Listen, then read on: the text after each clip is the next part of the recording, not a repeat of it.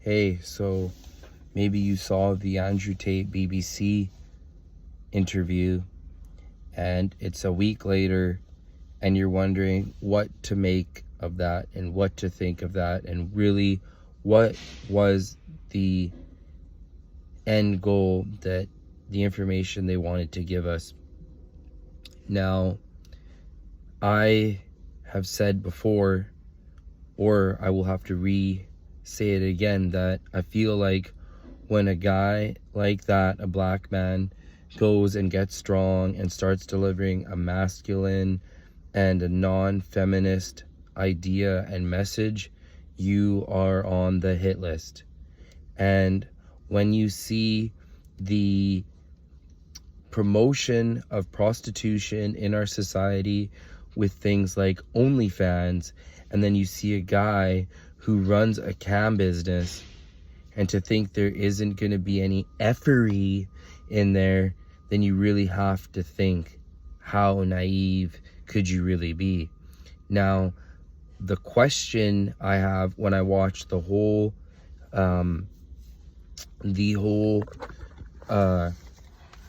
interview in its entirety is that, what the hell is this guy thinking? Andrew Tate taking an interview with BBC, because you would have to be a special, this is Andrew Tate, you would have to be a special kind of stupid to think that the mainstream media is going to give you a fair shake, and that they were going to ask you these line of questions, and that it was going to be fair, and they want you to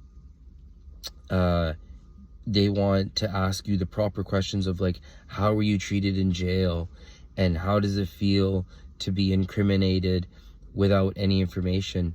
Yes, obviously that makes sense. Obviously you would think that, like, why don't they ask that? But you know that the mainstream media, and BBC in particular, is the Matrix, the same thing that you're telling everyone to fear and to be aware of. So when I saw Andrew Tate being grilled by the girl, it was just like, okay, either he was smart enough to know, like, yo, they're gonna try to make me look dumb, so I'm just gonna, like, counter and defend myself, and I want people to walk away with the idea that I'm strong and I'm defending myself. Or you could be under the mindset that, like, he was going to be strong in there, or you're under the mindset that he thought that he would really be able to give a fair interview, which at this point, again, we all know that wasn't going to happen. And then you have, sorry, I'm just kind of trying to connect all the dots, but then you have him sitting there, and what is being said that isn't explicitly said in there is that you have this white Karen talk to this black guy, and what does she keep saying over and over and over again?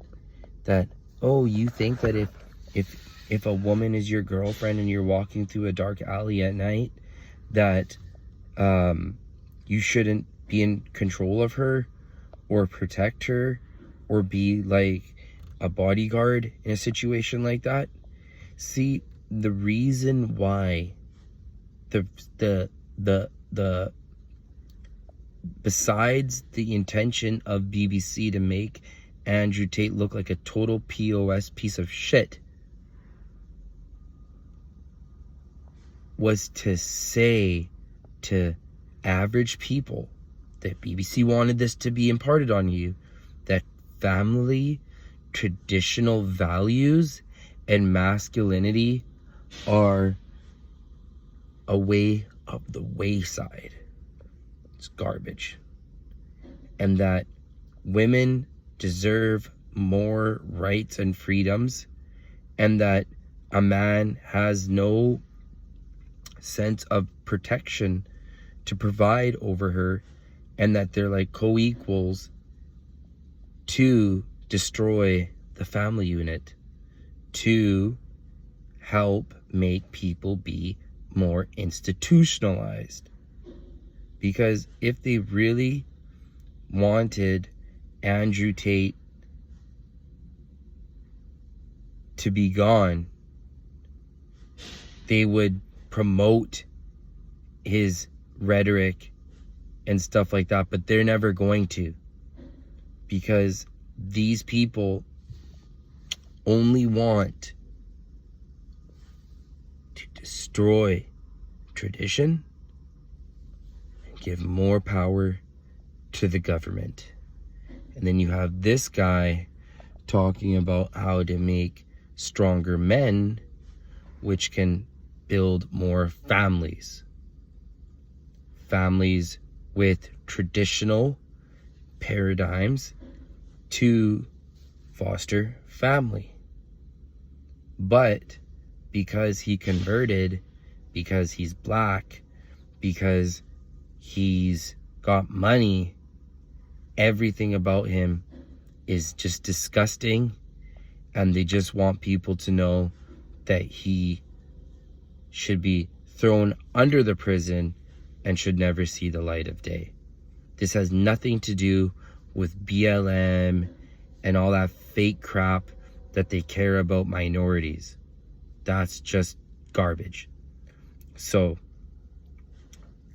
in conclusion, I wonder why he chose BBC, because he could have gotten out his opinion way better on an alternative like Alex Jones or Patrick Bet-David. But for some weird reason, he likes his chocolates and dealing with the BBC, which also makes me feel like, is this some type of psychological operation where they just want to make him look dumb? Like he's complicit in it. So I didn't get that feeling, but it's always there in the back of my head. If you like this, please leave a like. Thanks.